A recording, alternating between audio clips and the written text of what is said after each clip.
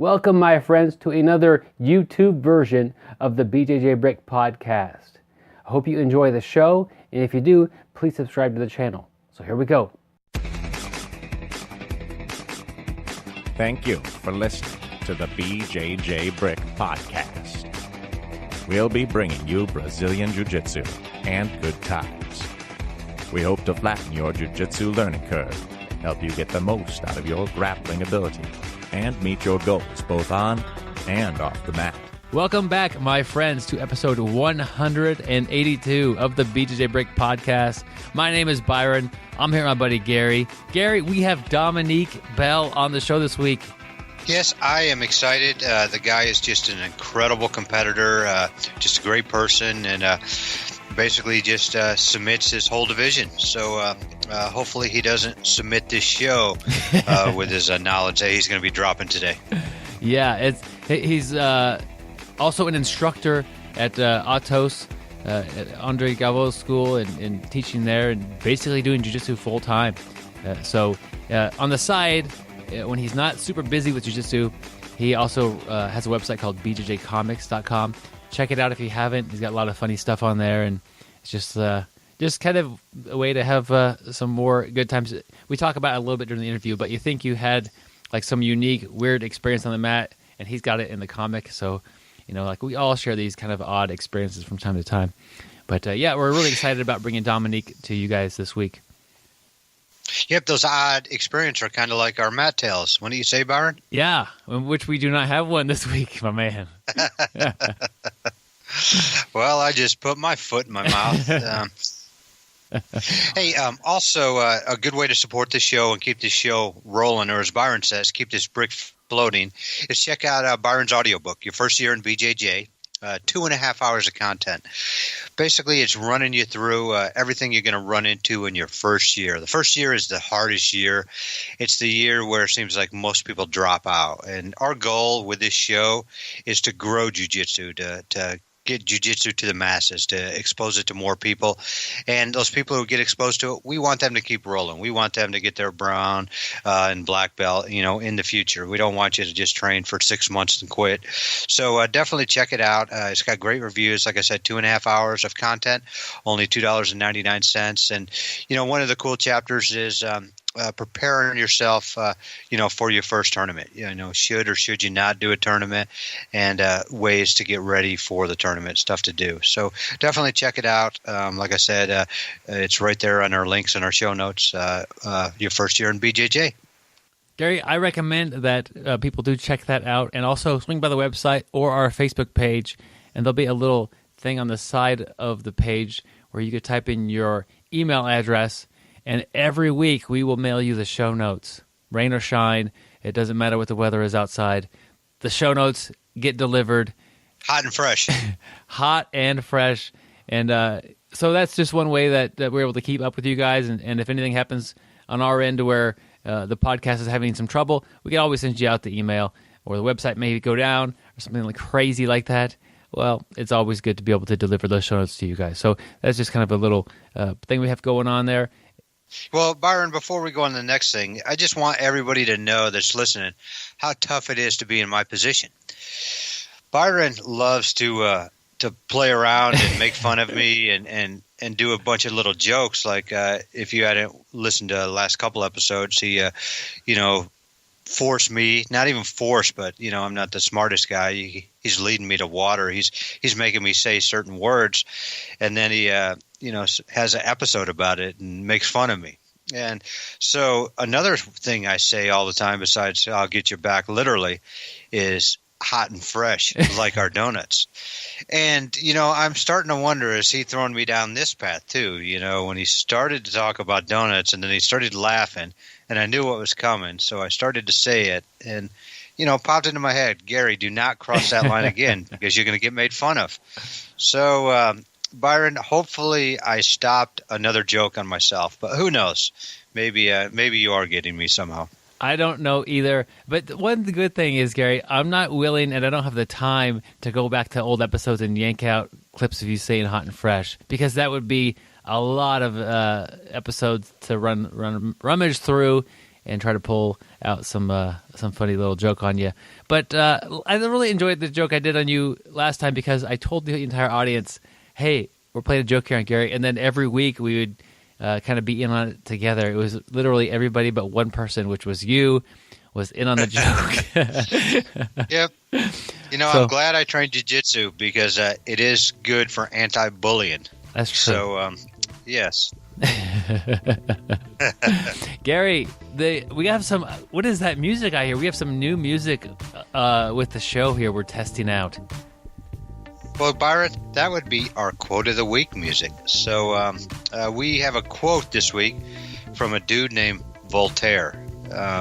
Byron informs me that Mr. Voltaire or Mrs. Voltaire is a French philosopher. Basically, it is not sufficient to see and to know the beauty of a work. We must feel and be affected by it. And awesome quote right there, and rings so true, especially in the sport of jiu-jitsu.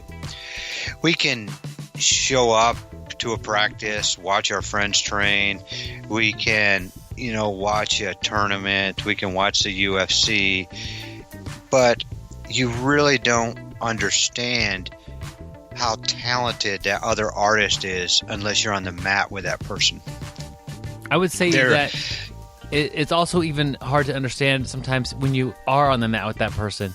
I can remember being a white belt, getting absolutely destroyed by other white belts, watching let's say a blue belt come to town that I didn't know, and just take apart the other white belt that I was having so much trouble with. I'm like, wow, I didn't know that could be done. He's doing it. And then when that person would roll with me, it wouldn't be quite as bad of a beating, or maybe it would be similar to what the other white belt was doing. Sometimes when somebody is so much better than you, it's hard to really judge the effectiveness of their grappling until you see them grapple against somebody who is at an elite level already and do some amazing things against that person. And the game is deep, Gary, as far as skill levels go. We're excited to bring Dominique Bell to the show, and he's definitely at the top of that food chain and headed even higher. Definitely an up-and-coming athlete that has shown a lot of great potential so far. But it goes very deep. And I know, Gary, we still have guys that come in here occasionally in the town, and we're just wowed by their jiu-jitsu. And, that's a really cool thing. But to know that those guys have the same experience with somebody else, I'm just amazed by, and I guess with most sports you probably can see this, but it's hard to kind of comprehend, especially if you're still kind of new to jiu-jitsu, how much better you can become because you have such examples of greatness sometimes in front of you. Yeah, and I think that's what makes our sport so great is we know we can always get better. Just because you get your black belt doesn't mean you stop learning, doesn't mean you stop getting better. Like you said, there's so many different levels of people. You take a guy like Dominique Bell and, put me on the mat with him, I'm going to get destroyed. I'm going to feel like he's talking about. I will feel it and I'll be affected, by that beauty of work. Some people are just on a whole different level. And even when you're that guy who is being affected by it, that's one of my favorite times. I just like to just, feel and see how good somebody is. And when you're rolling with somebody who is so good and knows the art so well, I almost, even though I'm getting smashed and I'm getting destroyed, I have a smile on my face just because I appreciate it so much. It's just unbelievable knowing that there is so many different levels and people can do stuff. And I like the feeling too when I'm rolling with somebody like that you wake up the next day and you're not even sore. The person is so good. They can do anything they want to you, and they're just like floating from move to move. It's just unbelievable, and it's one of the things I think that got me hooked on jiu-jitsu and that keeps me doing jiu-jitsu is I know it's limitless of how good I can get. It's, how much work I put in, how much time I spend drilling. I can, get to different levels just by putting in the time and work.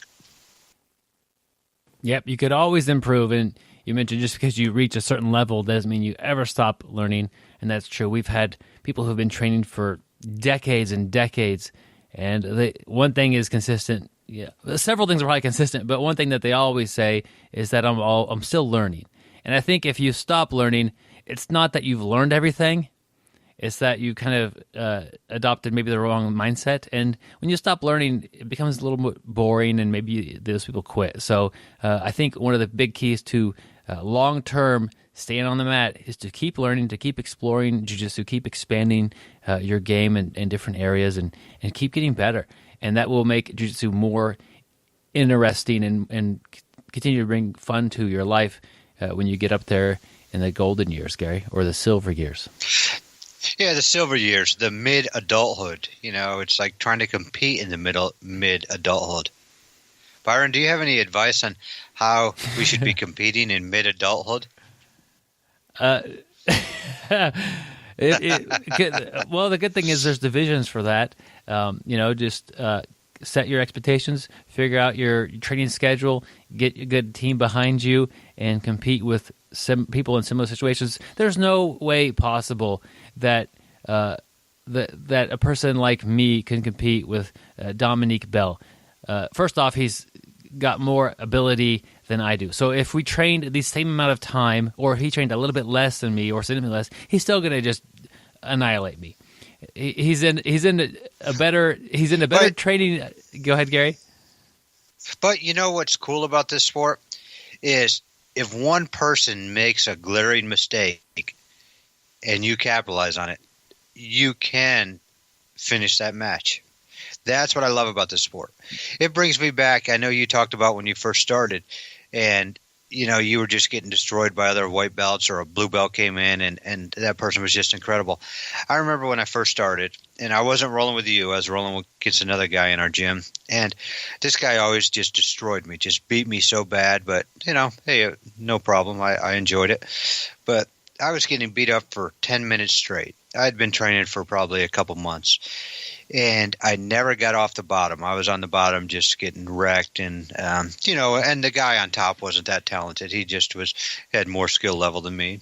But all of a sudden, about, 10, 20 minutes in, I escape out the back door and grab the back, literally, Byron. I took his back, literally, and hit a rear naked choke. And I just remember at that point, I was like, that's what's so cool about jiu-jitsu. I mean, I just got ragged down and destroyed for 20 minutes straight. And I'm saying 20 minutes, but my cardio was so bad at that time, it's probably more like 3 minutes. But, that person makes one mistake, and I wasn't even very good at that point.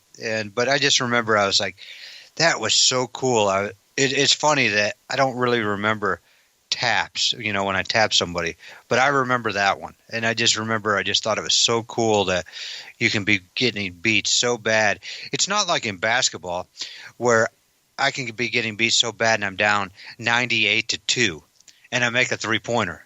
I'm still down 98-5. Like, the cool thing about this sport is I can be getting beat so bad, but that one person makes a mistake and it's over. And I can win. That's what's so cool about this sport. I mean, the top level guys, it doesn't happen very often, but there is still that chance. There's always hope, Byron. There is always hope, but I'm under no illusion that an athlete like Dominique Bell is just going to throttle me every time. Yep. But that being said, there are having age groups and having kind of broken down. The goal is to have a competitive match and to do your best at it. So if you're 50 years old and they're only adult division, you're going to be grappling these 20-year-olds. The match, you might be able to do well, but the odds of you having several competitive matches in a row kind of go down a little bit as these guys push the pace on you, and kind of if you're able to make it past the first round or second round, you're going to have to try to recover, and they'll be recovering better. And I don't know. The idea that we have age brackets is a pretty nice thing for the grapplers who are a little up there in the age categories, and they still want to compete and have a good time and train in a more fair, I don't know if fair is the right word, train in a competitive setting. And I think it's just it's a great opportunity. And a lot of the people in the different age brackets are, they're busy. They can't train full time. They have stuff going on. And so that's kind of a cool thing that happens as we go through life. We're not able to train 30 or 40 hours a week and be on the mat all that time and recover all that quickly. So by breaking them down into different categories, it makes more people get to enjoy competitive jiu-jitsu at a pretty nice level. Well said, Byron. Well, thank you, Gary. And we have... I got your back, Byron. Literally. I know you do all the time. Well, speaking of people saying things well, we're going to go ahead and transition to our interview with Dominique Bell. So here we go. He is the most interesting grappler in the world. He has had a short career as a pharmacist. He got fired because he was recommending jiu-jitsu for 95% of his patients. His idea of a performance-enhancing drug is better technique. He has been tested for this, and the results were positive. Chuck Norris's wife has a tattoo of his face. I don't always listen to podcasts, but when I do, I prefer the BJJ Brick podcast. Stay sweaty, my friends. All right, my friends, I'm happy to bring Dominique Bell to the BjjComics Brick podcast. Welcome to the show. Thank you. Hi. Hello. I'm excited to have you.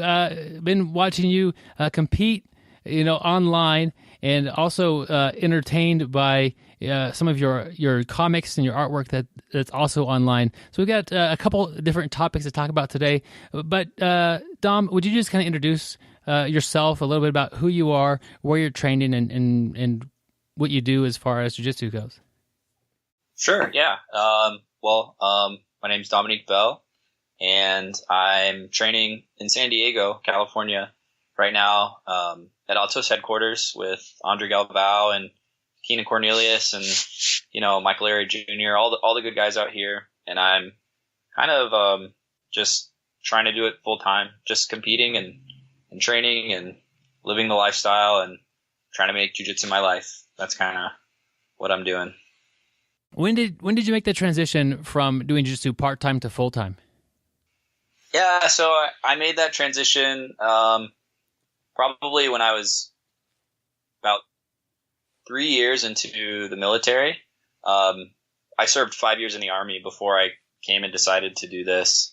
So the Army has this program, the combatives program that they have to teach soldiers basic grappling, things like that.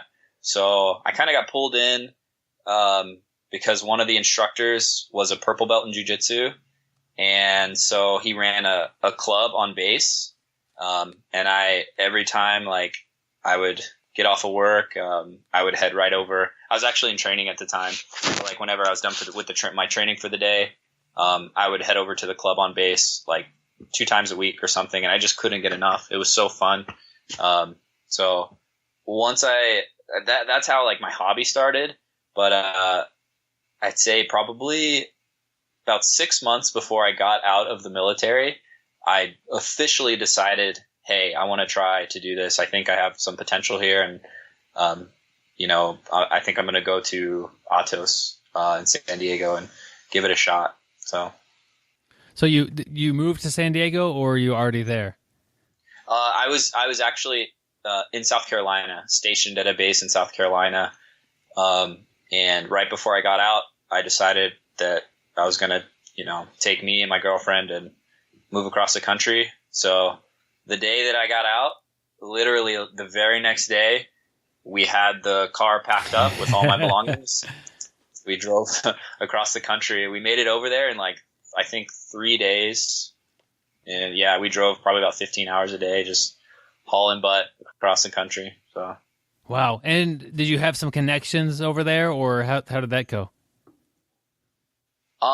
The only connection I had was one of my friends I trained with in South Carolina knew a guy who was a white belt, brand new, that trained at Atos, and he had a place on his couch for me to sleep. So I didn't know anybody else. I didn't know anyone that was a competitor over there. He was my buddy Jake, and he was so nice, man. He put me up for like 3 months just living on his couch. Well, actually, when his roommate moved out, I took his room.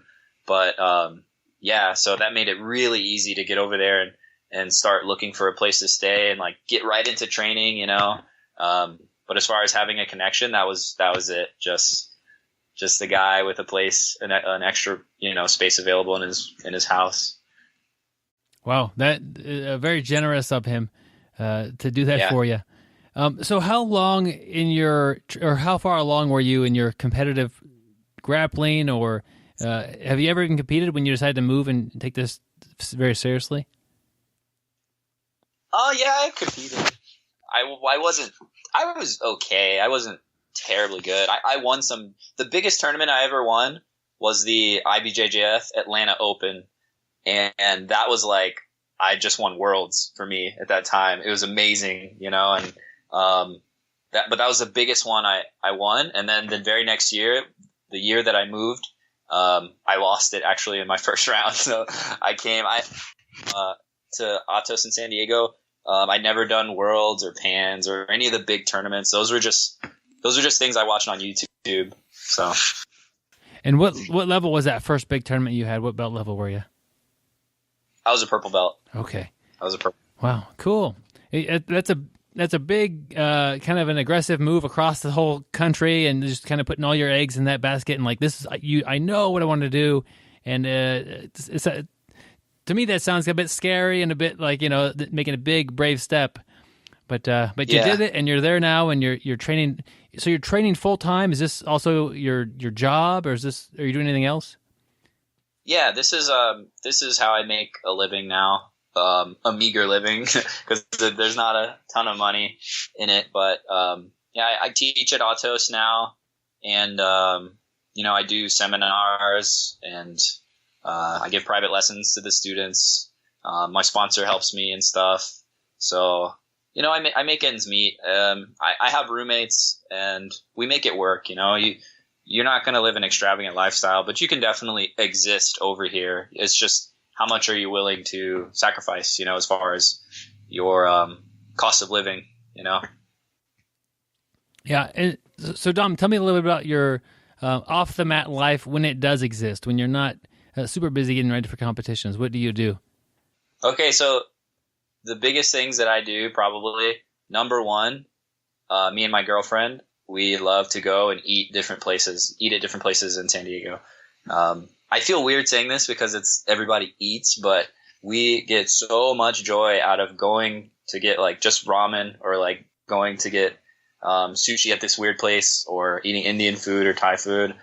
I feel like I have to mention it. We really, really like going out and eating at different places and stuff. Man, I feel like I don't know. It's weird that that's the first thing that came to my head. What does that say about me, that like food is the number one thing? And then, of course, just hanging out with friends at the beach. San Diego is beautiful, so it's always, you know, appropriate to go down to the beach and chill and stuff. And we do some. I have some hobbies, I guess, outside of jiu-jitsu, where I kind of dabble in rock climbing a little bit. I have a friend that likes to rock climb, and she'll bring us, and you know, we'll climb around, and I feel like it translates well to jiu-jitsu. I haven't been in a while, but I'm itching to go back. And drawing, of course. So I really like to go to coffee shops, or like even restaurants or something, and then just get a meal or like a drink, and then draw everyone that's sitting around me. But I don't. It's not the most flattering, you know, rendition of them. You know, I like to do caricature art and stuff, and you know, exaggerate their features and stuff. That's probably. And you've been kind of drawing your whole life, and that's kind of eventually it led to the BjjComics that you've put out there so far? Yeah, I've been drawing ever since I was young, just mostly cartoon style. I really like artists like John Crispolucci, like who did Ren and Stimpy, influenced me heavily. There's another guy that I was really into, Robert Crumb. He does a lot of kind of like cartoony, like cross-hatching heavy line work and stuff. I like that style, and I felt like it was such an obvious move to do comics about jiu-jitsu, because there are so many little tropes and like cliche things about jiu-jitsu that so many people can relate to, especially beginners. Like, you roll with the really sweaty guy and a bead of sweat drops into like the back of your throat or something. Like, so disgusting. And like, but it happens to you, and then you're like, oh, that was gross. And you don't realize that it happens to a lot of people, you know, and it's just little funny things like that crack me up. And I like to draw, so I just, you know, put them together. Yeah, the comics on that on your website there are hilarious, and it is because you think that you have just lived an experience that nobody else has went through. Like, oh, that was terrible. A bead of sweat, literally, you know, if it hit me in the lip, it would have been bad. In the mouth is gross, but no, it bypassed everything and hit me in the back of the throat. It's like, there's no way that happens to anybody else. No, it happens to a lot of people, and it does suck. And so, yeah, the comics that you have on there are relatable. Maybe not always to that extreme, but yeah, it's just definitely, if you enjoy a good laugh and also enjoy this time on the mats, it's definitely worth checking out. And we'll put a link to that in the show notes. Thank you. You mentioned that grappling is a bit like, you see some parallels with rock climbing. What would those be? The things that carry over in my mind from rock climbing to jiu-jitsu and vice versa is obviously the grip training. A lot of what you do in jiu-jitsu, you need to be able to control your opponent with your hands. You need to be able to grab and keep whatever you grabbed to get something done. So when you rock climb, if you've never rock climbed before, the first time you go, your forearms will be on fire. It is so grip intensive. But once you get past that first hump of like, my grips are what are limiting me, it starts to build your grip strength so high. So that's one thing that benefits heavily to jiu-jitsu training, especially if you're a beginner and you have a hard time playing spider guard or holding onto the collar. This is a fun way to kind of supplement that training. Another thing is the isometric strength in your body. Say you're playing like De La Riva or something, you need to be able to have a tight core. Like, your whole body needs to be able to be tight as one unit. And when you're rock climbing and you're holding onto one hold and you need to reach across to another hold, you kind of have to, it forces your body to learn how to be like a strong structure, you know?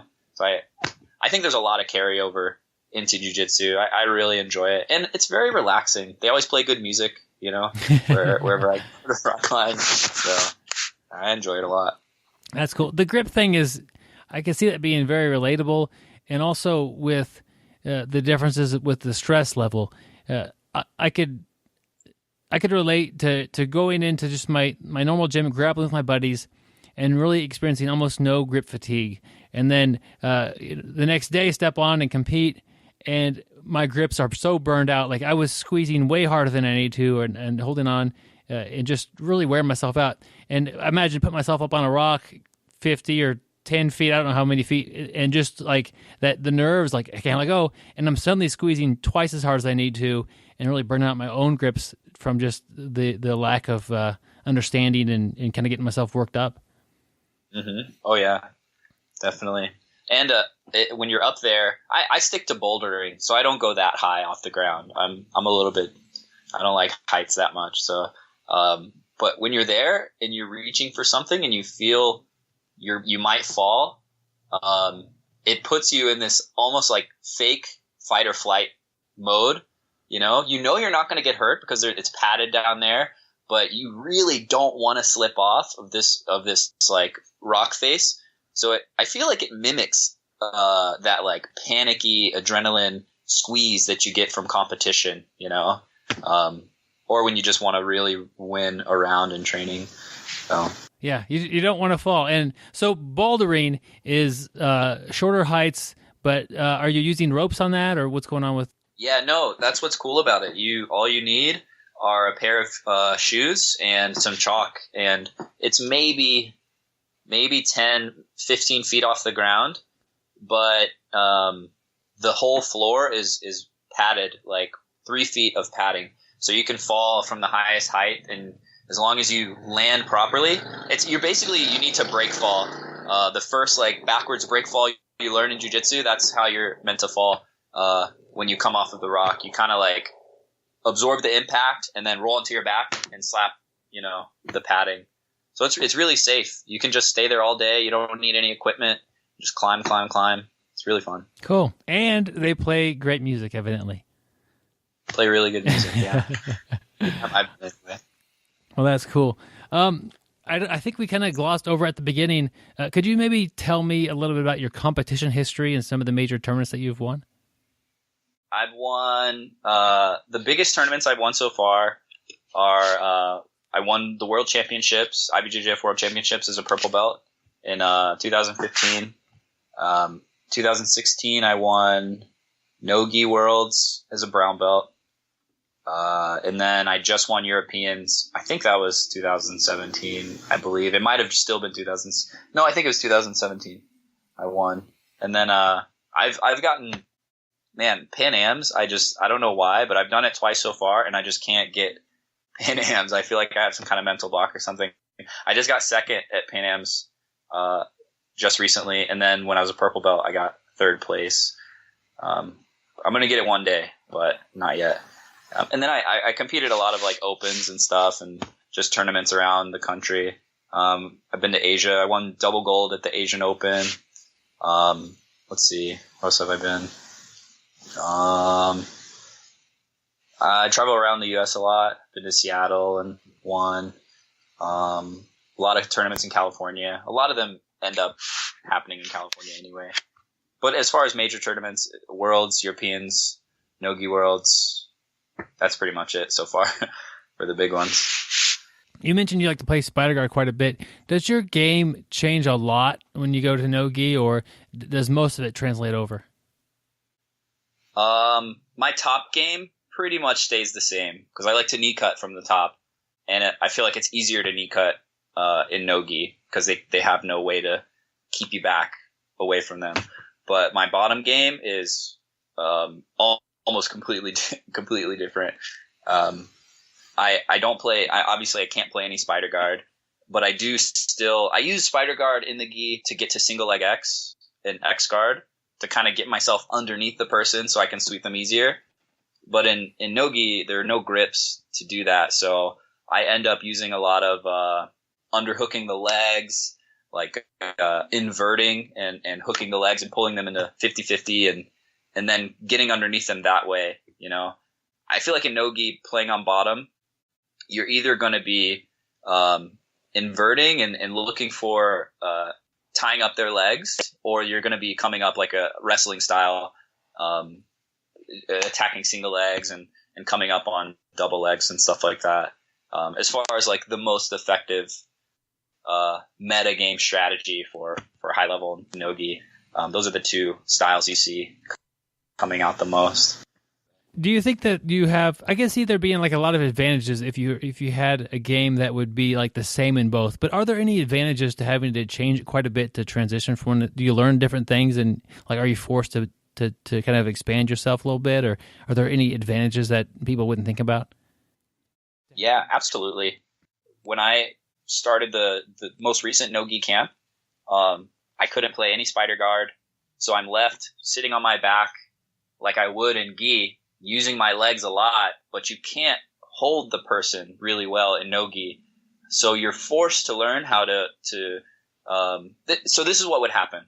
You go to single leg X, or you go to butterfly guard, or you go to something, and there's sweat everywhere, and the person starts to feel in danger when they're on top, and they'll turn around and they'll just kick out of whatever you have.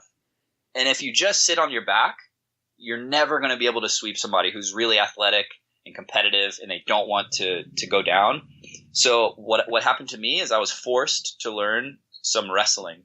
Like I was forced to follow the person up. When they kick away, I'm coming up, and now I'm finishing a single. I'm working body locks. I'm switching to the double leg. I'm working underhooks, body, working like clinching and stuff, which I never do. But in order to be successful, I had to adapt because my game didn't translate directly over to no-gi. So I think it did help a lot to kind of expand my game, because now in gi, when somebody is running away and I find it difficult to sweep them or to cement a position, I can switch to wrestling. I've built a little bit of an awareness there, and I'm not scared to explore that. When you're hesitant to do something because you feel like you're not good at it, it kind of took away that hesitation for wrestling for me. So I think it helped a lot. Yeah. Dom, were you an athlete in your younger days, like in high school, middle school? No, I was not at all. I played video games and I drew all the time, and I was just emaciated. I was so skinny and like not super athletic at all. I think I had like good genetics, so I could have been athletic, but I just never had any real interest in being an athlete, I guess, until now.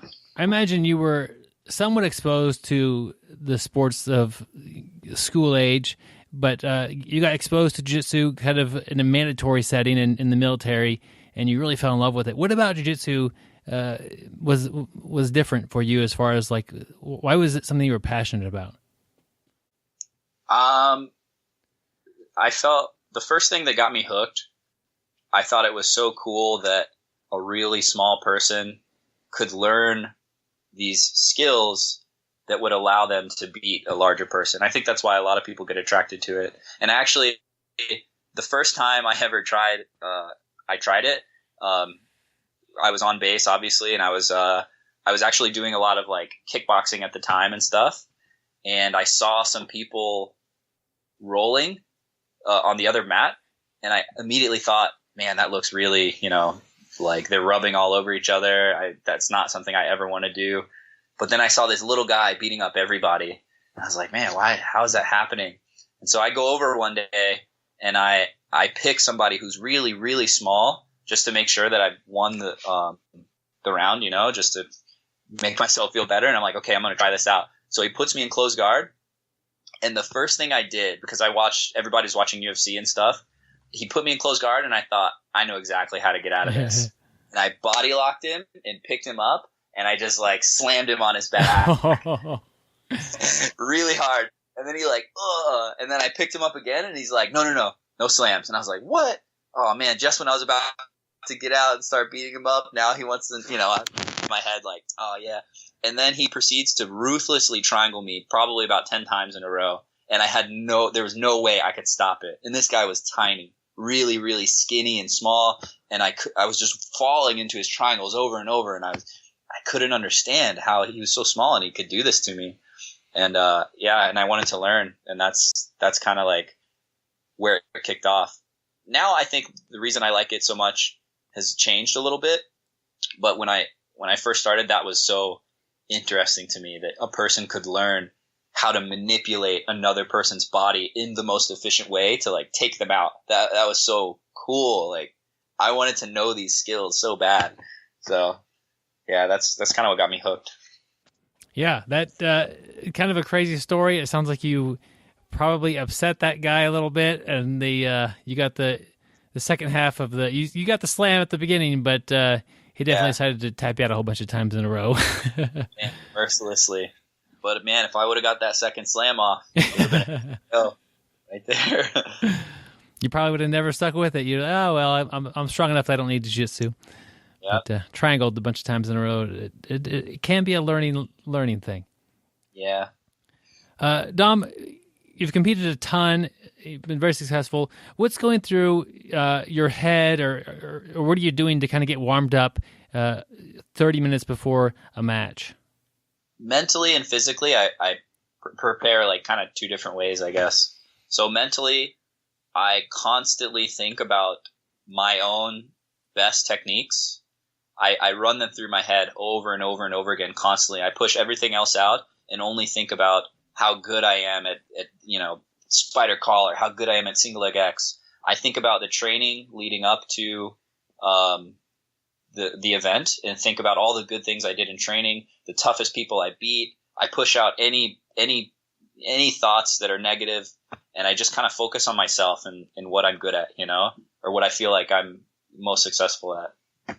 And then as far as physically, I like to roll really, really hard for probably about like a 6-minute round, just roll super, super hard, stretch and warm up, and then get that first hard, like, when you roll really, really, really hard and then it's like difficult to breathe for a second, and then you roll again that hard and now it's a little bit easier.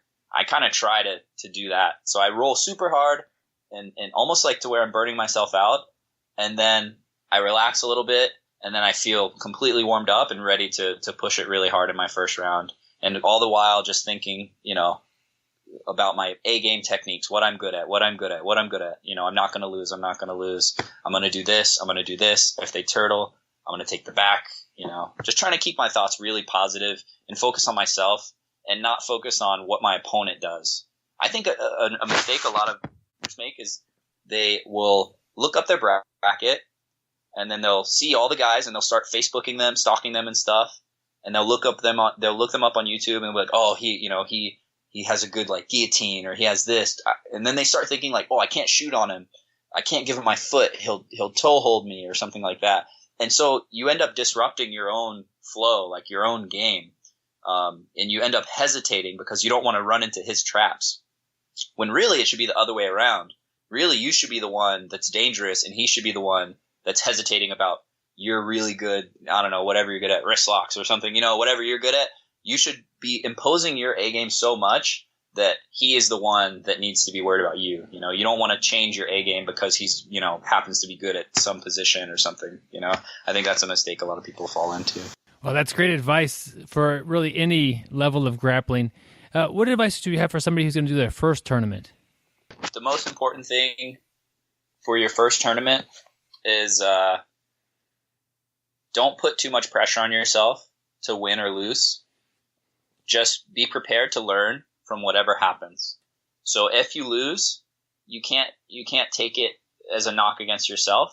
You need to record the match, go back to the exact point that you lost, and ask your instructor, why did I fail here?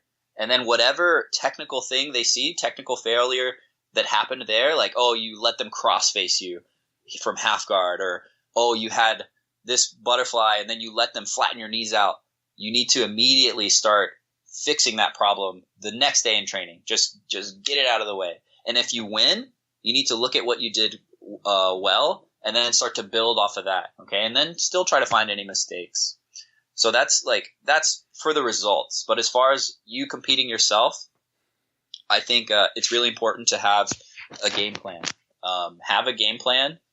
Know what you're going to do before you go out there, because it'll help you, like I said before, it'll help you impose. Sometimes it doesn't even matter what it is, as long as you're imposing something, as long as you know what you're trying to do right off the bat, you're not going to freeze up and like, what is he doing? And then they end up passing you or something like that. You say to yourself, I'm going to go out there, I'm going to pull guard, I'm going to scissor sweep him, I'm going to get on top, and then I'm going to try to armbar him, and then if it falls out of that kind of plan that you have, then you can kind of improvise and try to find your way to somewhere in the role where you recognize. But I think here's an example. Actually, my girlfriend trains too, and she competes and trains. She's here with me. But when she first started training, we were going to do this tournament in South Carolina called the Lutador, and we had about 2 months to prepare. And she had only been training like I don't even remember, maybe a month before that.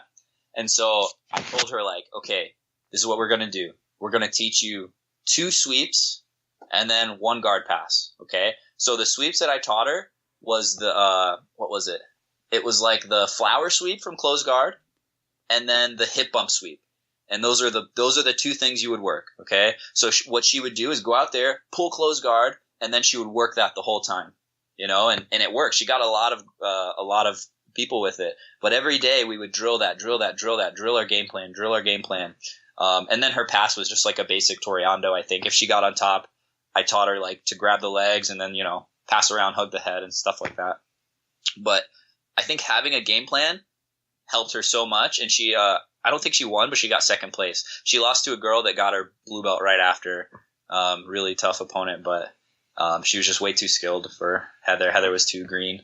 But yeah, having a game plan is I think very, very helpful for a first time tournament. And don't put too much pressure on yourself. Try to learn from whatever the results are. Those are the 2 pieces of advice I would probably give. Yeah, that is great advice. And you could go out there and say, I'm just going to go see what happens. And you could still win. But you want to be able to win that match against somebody who's equally skilled as you, or maybe even a little bit better. And you probably need a game plan to pull off a victory like that. Yep. Exactly. Tell me about some of your sponsors and why you appreciate them and like their products. Okay. Well, Kingz first. They were my first sponsor, and the reason I really like Kingz, I feel like loyalty to Kingz, is because when they picked me up, I hadn't really. I had a lot of potential, but I hadn't really. I feel like proved myself yet, or proven myself. So they kind of rolled the dice, and luckily I'm winning a lot of. Fortunately I'm winning a lot of stuff, so it paid off for them. But they had some faith in me before I had a lot of success in competition, so that was kind of cool of them. And I really like their gis. Honestly, I've worn a lot of different brands of gis, and they're my favorite by far. I like the fit. Maybe it's just because it's my body type. I'm a little bit taller, leaner, but I really like the way they fit and stuff. So it's nice. I have a few other sponsors too. I have a Mouthguard sponsor. It's damage control Mouthguards, and they make these really cool custom Mouthguards. You can put any image you want.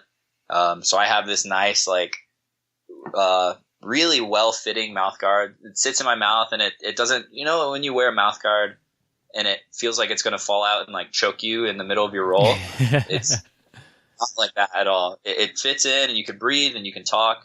So it's really nice. And I have dubious written across it, which is kind of cool. I like that. So, let's see. I have supplement sponsor, Atos Organics. They make these organic, really fresh protein powders and pre-workouts and stuff, and they have a hemp protein powder, and they make bars, and it's really good stuff, and I eat that every day and stuff, and and I also have I have a lot of sponsors. I have a tape sponsor, Monkey Tape, and I probably tape more than anybody you'll ever meet, because I have this injury that I sustained a while ago on my wrist. So I tape my wrists a lot before really hard training. I tape my fingers a lot because I play a lot of spider guard and stuff. So I'm sure he's taking a loss sponsoring me, because I use much of his tape, man. And he's like, "Hey, is this shipment going to last you?" And I'm like, "We'll see." We'll see. Man, I go through so much of his tape, but it's really good stuff. I don't know what kind of adhesive he uses, but it's like when you wear tape, and then you get sweaty and it starts to peel off and stuff. It never really does that. It's like when it sweats, or when you sweat, it becomes stronger. When you try to take it off after training, it's almost not painful, but it's really stuck to your skin. It doesn't come off easily. So, which I like. I mean, I don't want it to come off halfway through and then, have ribbons hanging off my fingers and stuff. And then I have my soap sponsor, Full Guard Gear. They make, soap with essential oils and stuff in it. It's got aloe vera and tea tree oil and hemp oil, peppermint. It's really nice. They have a limited line right now, just kind of one type of soap, but it's really good. But they're coming out with a few different things now, so it's going to be kind of exciting to see where they go. I think they're a bit of a newer soap company, which is cool. I'm kind of on board with something that's going to grow and stuff, which I always like. So, that's pretty much my sponsors. Well, cool. And I urge everybody to check them out. They're definitely supporting you, helping you along your journey. Products that you're testing out, and like the example with the tape, you're putting that to test every day, and it's definitely sounds like an impressive tape. Yeah, it's good stuff. Monkey tape. It's meant for monkeys, actually. So it's good that it works on humans so well. Dom, how could people follow you, keep up with you, and see what you're up to? Oh, so my Instagram at dubious_Dom. I post a lot of content on there. My YouTube channel, Dubious Dom again. I think it has an underscore. I don't know. If you just look up Dubious Dom in the YouTube search, it'll come up with my videos. I post a lot of technique videos and stuff on there. So if you want to see how I do some stuff, then you can go there. And then my Facebook is probably the last one. Just Dominique Bell. Look me up on there and add me. And if you have any questions about any techniques I do or anything, just shoot me a message and I'll try to get back to you and help you out. If you play any guards or, any positions that I like or any questions at all, I'll try to get back to you and help you out. So cool. I definitely, the audience appreciates the invite for help, and it's very gracious of you. And no problem. I'll put links to those on the show notes, as well as all the links to your sponsors. Dom, I had a great time talking with you. It's been fun to get to know you on the show here. Thank you, Byron. Thank you for inviting me on. It was fun. All right. I want to thank Dominique Bell for stopping by the show here, talking with us, giving out munificent advice to all the listeners. Really enjoyed his being on the show. So, also stop by and check out his comics if you have not seen BjjComics. I'll put like a little clip. After we talked on the interview, I kind of forgot something and I brought it up, and it was one of my favorite things about his comics, and I'll put that towards the end, or after maybe after the music starts playing, we'll air that little segment there. And so check that out. Stay tuned after the voice guy comes on and the music plays. We'll have a little bit more going on. Yeah, like Byron said, I'm actually on his webpage right now, BjjComics.com. Definitely check it out. It's a cool, got a bunch of cool comics there. And like Byron says, a lot of times it's something that you've kind of went through in jiu-jitsu, something that's out of the ordinary. So definitely check it out. And, if you definitely check him out, in competitions. He's just an incredible competitor. And like Byron says, it seems like he submits everybody. So definitely just an incredible jiu-jitsu practitioner, I guess is how you say it. And we're definitely going to keep an eye out on him. Yep, as he practices his jiu-jitsu. He's really like a shooting star, a rising star in jiu-jitsu, and we'll be enjoying him competing for years and years. Follow him on social media, and that way you can kind of keep up with him as he develops as a martial artist. This week, my friends, we have an article called Competing into Mid-Adulthood, How to Train to Win After Age 35. This is on grapplinggirl.blogspot.com. Check it out. We'll put a link to it in the show notes. She's going to give us some advice today about just that. In your mid-30s and you want to train and compete, one of the first pieces of advice that she gives is that you need to warm up. And I agree with this, especially on the days like open mat, where there's not a formal class setting where we're doing, we may jog or do some exercise up and down the mat or drill with another partner. You walk in and people might already be grappling. Like, man, I can't hit it. I can't grab a real competitive match right off the bat. I need to get loosened up. I need to kind of get the blood flowing, get the joints loosened up a little bit. And so getting warmed up is a big deal. And a lot of times in that situation, I'm just finding somebody and say, hey, you want to kind of go light for 5 or 10 minutes and then we'll pick it up after I get some sweat going. And that to me has been like a key marker. Once I start getting sweaty, my chances of getting injury kind of from just being cold kind of go down. So I watch that as a little personal marker. Like, I'm getting warmed up. I could feel that I got the sweat going, my friends. She also talks about being selective with training partners. You have a competition coming up. You want to, first of all, have training partners that kind of mimic people you're going to have in your bracket.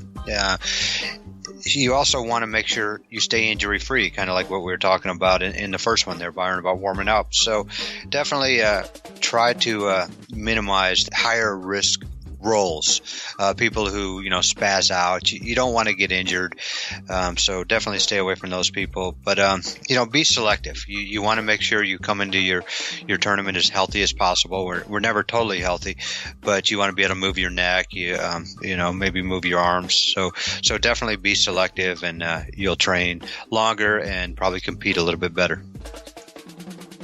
Yeah, the next one on her list is she recommends you take some days of hard training and some days of not so hard training, and it kind of depends on your schedule and what you could figure out.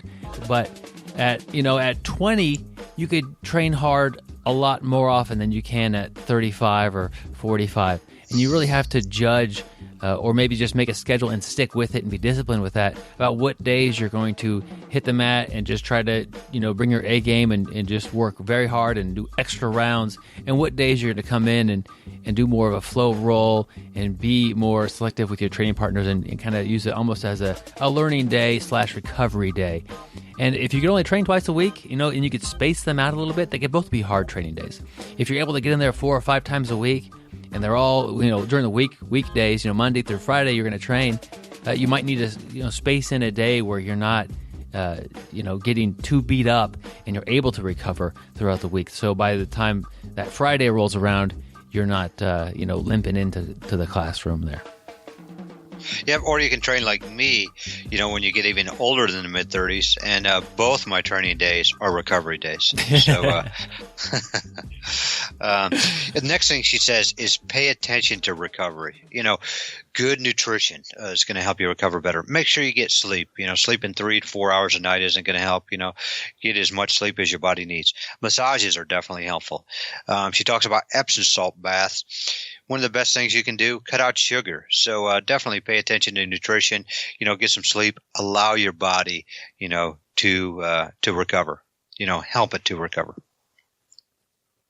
Absolutely. That is a big one. Another one on here that she mentions is tap when a grip breaks. And I don't know for sure really what she means by when the grip breaks, but I'm picturing like that armbar situation, and when you're holding on, trying to resist, and that grip breaks, you got to tap. Don't tap when your arm is hyperextended. It's funny. I was training yesterday, and one of the black belts I was training with yesterday, he went for a head and arm choke. I defended. I got out, but he still had my arm in a bad position. Kept it there. Went back for a head and arm, and I knew I was caught before he could really put the pressure into it. I tapped. I knew I was in a bad world, that I wasn't going to get out of this position. Why? And that's me. I mean, everybody's a little different, but I want to make sure I preserve my body so I can wake up the next day. I like that one. That, out of all the ones I was reading, that one really is something I believe in. Yeah, I often will tap. If I'm in a submission and I'm not quite stuck, I'm working to get out of that. If I'm in a submission and it's maybe not fully on yet, or I'm, really in that much danger of getting submitted, but I can't move, and my escapes that I have knowledge of aren't even able, I'm not even get this started. I'm really out of my element. I'm good to tap right there. No reason to make the person go through and hyperextend my arm, or see how flexible my shoulder is, or, see if my ankles can resist the bending. But that's a big one on preserving your body. You don't need it to hurt before you tap. That's one beauty of having a little bit of experience on the mat, is because you could recognize when you're in the submission and when to tap, versus the new person. If I'm brand new, I may not realize that I'm actually stuck in a move, and I'm going to have to experience a little bit of discomfort before, okay, that hurts. I'm good right here. But if you recognize you're in a bad spot, and your methods of getting out have been countered, or you can't even get can't even get them going, it's a good time to go ahead and say, let's try it again. And so you tap, and you get to go again. And that's the beauty of tapping with training jiu-jitsu, is that you could always restart and continue to train and get better. Yep, definitely. So we have a link to that article in your show notes, and We've had other articles from her before, so definitely check out that site. There's a lot of good stuff there, and I guarantee you'll get a lot out of that with the articles on that website there. There we go. And the headline of the website, A Nice Lady's Adventures in the Gentle Art of Jiu-Jitsu. So that's fun. And just kind of, if that's something you could relate to, it might help you out a ton. Yep. Speaking of helping out a ton, our Patreon supporters. Byron thought I was going to say something funny because he started laughing. I don't know where you're going with anything, Gary. But our Patreon supporters definitely help out this show. We need support. This show is not free to produce, and we do not charge anything to listen to this show. But Patreon is a website where you can go on and support content producers like ourselves. So definitely check it out. You can donate as little as 50 cents per show. And we have a great group of supporters who do give a little bit each and every week. And we really appreciate that. Without you guys, there's no way we could keep the show going. So thank you very much. Yes, absolutely. If a couple of the things when you get on Patreon, if you support us there, we send you out a gi patch. And also you can be included in our private Facebook group. If you do that, sometimes I have a little bit of trouble finding you on Facebook. You can just go find me on Facebook. My name is Byron Jabara. There's only one of me so far. And if you add me there and say, hey, I like the show, I also added you on Patreon, I'll add you to the group. That kind of makes that a little bit easier.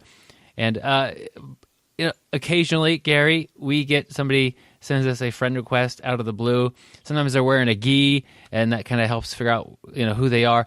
Sometimes they just I can't figure out who this person is. I don't have any mutual friends. If you happen to send me, I can't speak for Gary, a message, say, hey, like the show, just trying to be, see what's going on, that would help out and make adding people a little bit easier if you do that. But our actual Facebook fan page is probably a better place, but you're welcome to check that out. Also, we have YouTube is our probably second leading thing that we're working on. First is the podcast. Second would be YouTube. A lot of reviews of DVDs and products, and putting all the shows up there as well. That way, if for some reason you can't get a podcast, you could always pull it up on YouTube and check it out, my friends. Yeah, Byron, you said you have trouble sometimes finding people that are Patreon supporters to add them to the private Facebook group, which is really kind of surprising with your stalker skills. I mean, I know you're a black belt in stalking, so that one really kind of took me by surprise. But I guess it gives you a little something to work on. Yeah, I'm losing a little bit of my street cred, literally on this one, Gary. Literally, you've lost your street cred. I like how the joke originally was about taking or getting someone's back, and now it's about the word literally. Well, you want to know the funny thing, Byron? Literally, the funny thing is when I was training yesterday, we were talking about getting somebody's back, and these guys it's funny, the guys I train with don't even listen to the darn show, but we're on the mat, and I was talking about there was a bunch of us around, and we're talking about taking somebody's back, and I was like, yeah, I'm going to get your back, literally, and nobody laughed. I thought it was funny. But hey, sometimes I tell jokes and nobody laughs either. It's just because they're not funny. Yeah. If you're wondering what we're talking about, all this literally stuff, check out episode 180, and it will all be explained as I pull off a multiple episode prank on Gary. Literally. So, yeah, that did happen, and Gary's on high alert, so there's nothing going on right now. So that's disappointing. Yeah, I believe that. Yeah. This is Corbett's Kids with Corbett Miller. Corbett is a black belt under Sanji and Saulo Ibero. He runs an academy with over 250 kids doing jiu-jitsu. His kids' competition team is successful on multiple levels. And now he answers your questions about kids and jiu-jitsu. Corbett, what do you recommend for competition training for kids? Well, again, I think it's always this with anyone. I think it's this tension between deliberate practice and drilling and banging, right? I mean, it's in fighting. I mean, it's really, the competition. I know some people, it's like when they're getting ready for competitions, man, they're hitting the rounds and they're going. But I think there's some wisdom that we have to derive in that, especially with the kids, that they're working on their technical skills and their gameness. So again, having them run parts of their game or portions of their game with that slow and right, fast and tight kind of modality of doing like almost intervals with them, I think is a great way of getting them to practice deliberately and really, internalize what's on their note card. And we've talked about that before, like creating a little note card, top game, bottom game, and then working on just segments of it, whether that's their close guard attack or their sweep part or their finish from the mount, just so they're getting and greasing that groove of like, getting their techniques. Some more live training drills. And again, I say, I refer back to this a lot. We call it Moneyball training in our academy. There was this great report by the bishops about, kind of looking at the Pan Ams, about the black belts, and this great abstract about how to win matches and what techniques are done at certain weight classes, blah blah blah. But one of the most basic takeaways from that is if you want to win 7 out of every 10 matches, score first. Score first. So one of the most important drills that I tell the kids that, I said, if there was a 7 in 10 chance that doorknob was electrified, would you go up and touch it? And some kid would say yes, and I'd laugh at him. No, of course you wouldn't, right? But if I were to say, if I can show you a way of winning 7 out of every 10 soccer matches or basketball matches, and of course they're outliers, but here's the thing. Those were done on much longer time frame matches. In other words, like most kids' matches are like 3 minutes long. Yeah. The abstract from the bishops was like 5 or 10 minute, black belt matches, right?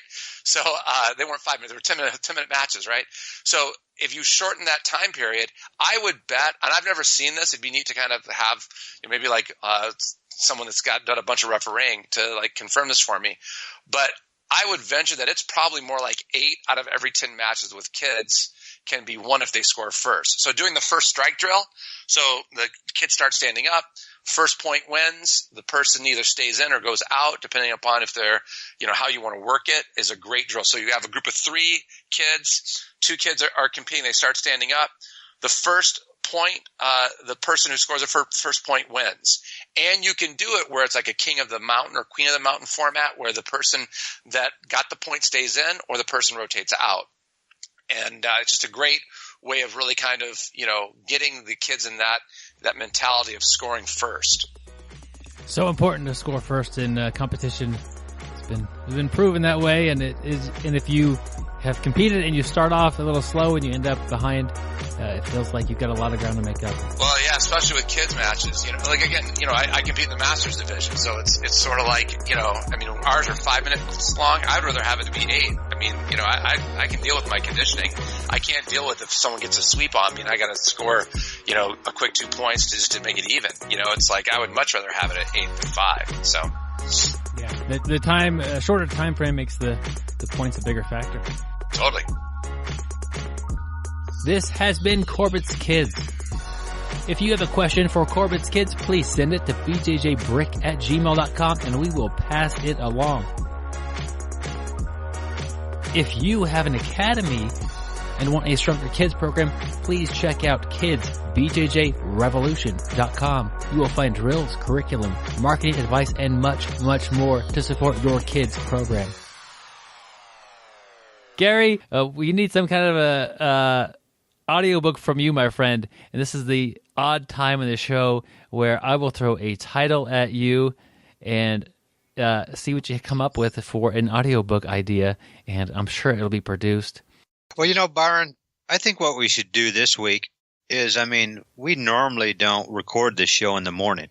And that's true. We're having an early morning show. We're doing stuff a little differently. So, I'm going to turn the tables and have an audio book for you. My audiobooks never get published. You've That's actually true. published one. I have, so and I have one in the mix, too. I have one that I'm actually working on. So, let's get you 2 that you're working on. Okay.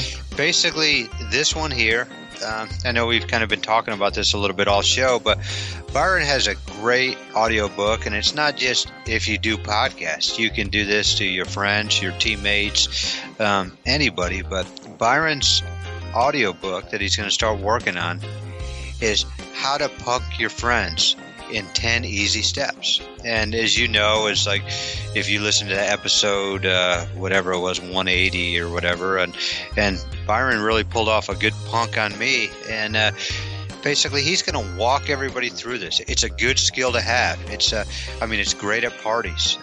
So this is a book that I can see there's going to be a high demand. And Byron, why don't you just tell us a little bit about the audiobook you're going to start working on?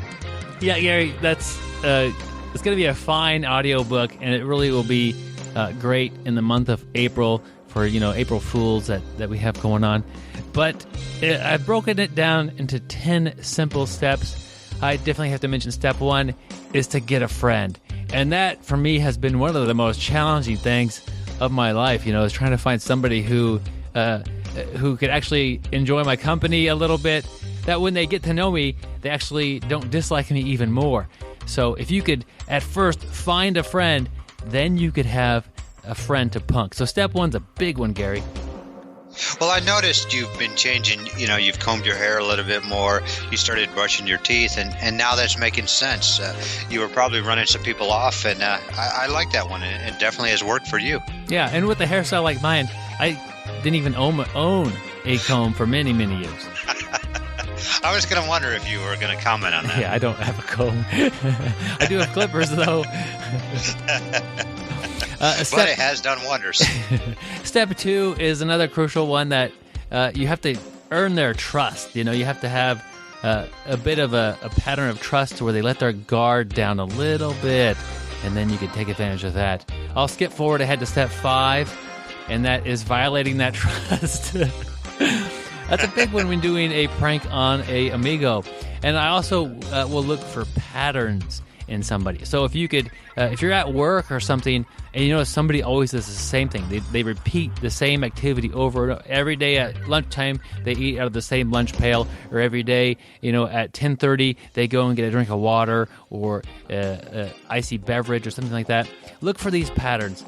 And that is where the prank will happen, because they're going to put themselves in a predictable spot that you could kind of prey upon. It's funny that you say that, because I am a person of patterns. I like to do the same stuff at the same time every day, and I'm very predictable. And now I realize that that's not good if I'm being stalked by a crazy stalker. Somebody like yourself, I have now figured out a new nickname. Byron, the Hannibal Lecter of Jiu-Jitsu, Chibara. So you now have a new nickname. Wow, it's a long one and doesn't really flow smoothly off the tongue, but there it is. Step number 8 is to make it happen. And you would think this would be like the last step, but I have a lot of examples in this one. Once worked with a guy who would eat food out of a can every day at lunch. And what I began to do was to switch the labels on the cans, and he'd be opening up like a can of corn instead of what he thought would be, a soup or something like that. And he would blame the company, in his frustration that they mislabeled their soup in corn packaging, and I would not do it all the time, but occasionally switch the labels out, and be prepared. That's awesome. Yeah, and so anything like this, you need to be patient, and you need to be in it for the long term. Here's another simple prank that could be done. Gary, some people have a fear of bugs, right? Spiders, yes, yep. And creepy crawlies. Snakes. Yeah. Scorpions. Yeah, those getting a little more intense with the, with the inside animals. But, they have glue traps. So tell somebody, I'm going to put a glue trap by your desk or in this particular room in the house. And just let them know that today I'm putting it here. And then within, overnight, find a older glue trap that is just covered with spiders and every, scorpions, whatever else you have out there, and switch them out.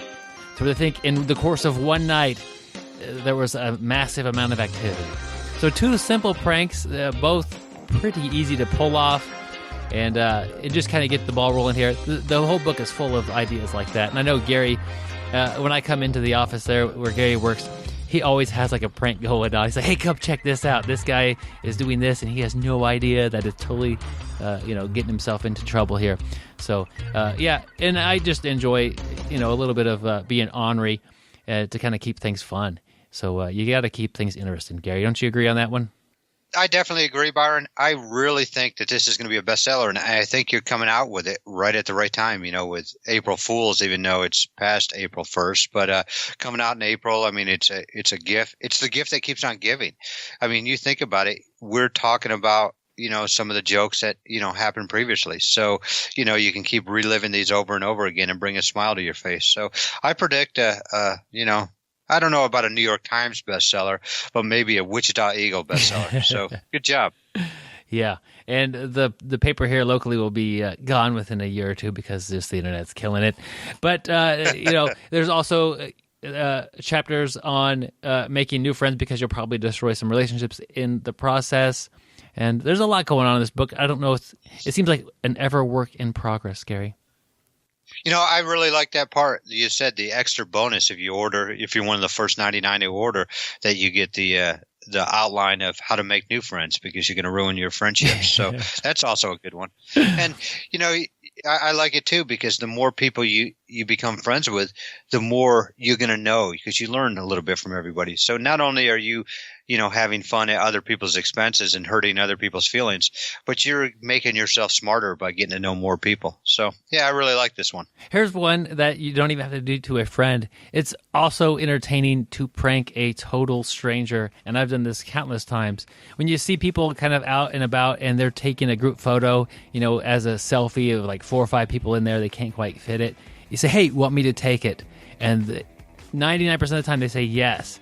Will take their phone, switch it to selfie mode, snap a picture of you smiling, and then switch it back to selfie mode, or switch it to the regular mode and take a picture of them and hand them back their phone. And they'll have no idea until they go back later on. They'll see a picture of your face.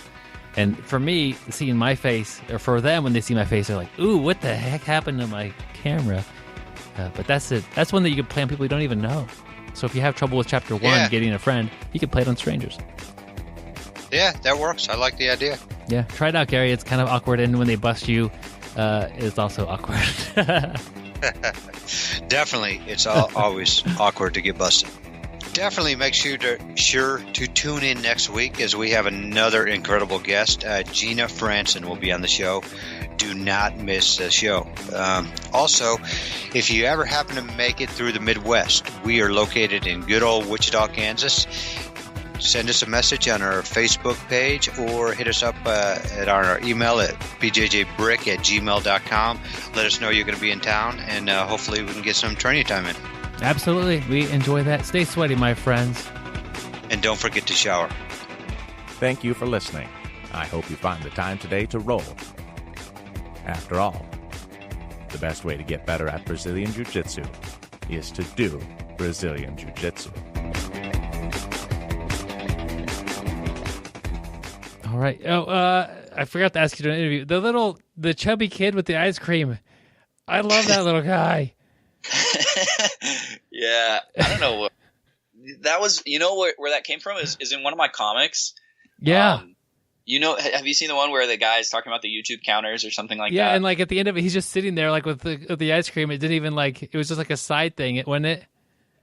Yeah, and if you watch the panels, he progressively he starts with no ice cream, and he's got one cone, and then by the end he's holding 2 double fists in him, and he's just kind of he's supposed to be the aloof or not. He's just kind of the oblivious white belt, they don't know what's going on, but I'm here, Oh, that's funny. Yeah, I like that kid. I'll have to send you some stickers. I got some stickers of that if you want one. Oh, cool, yeah. Hey, my friends, as you heard, we were talking about the ice cream kid, and I just got in the mail 2 stickers from Dominique with the ice cream kid. I promptly put one of them on my water bottle, which I carry with me pretty much everywhere I go. The second one I want to give away to somebody in the audience. Go to BjjComics.com, check out the shop. there's a T-shirt called Ice Cream White Belt T-shirt. That's the picture we're going for here. It's a sticker, not a T-shirt, though. And just send me an email at bjjbrick@gmail.com and tell me where you will put the sticker when you get it. I'll put everybody in the same pile, and I'll draw a name from that. And that's how we'll send the sticker out to somebody. So good luck. Let me know where you will put the sticker. And this is only going to be for 1 week. So the week of April 10th. After this week is over, it's too late and the sticker's are already gone. So check it out, BjjComics.com.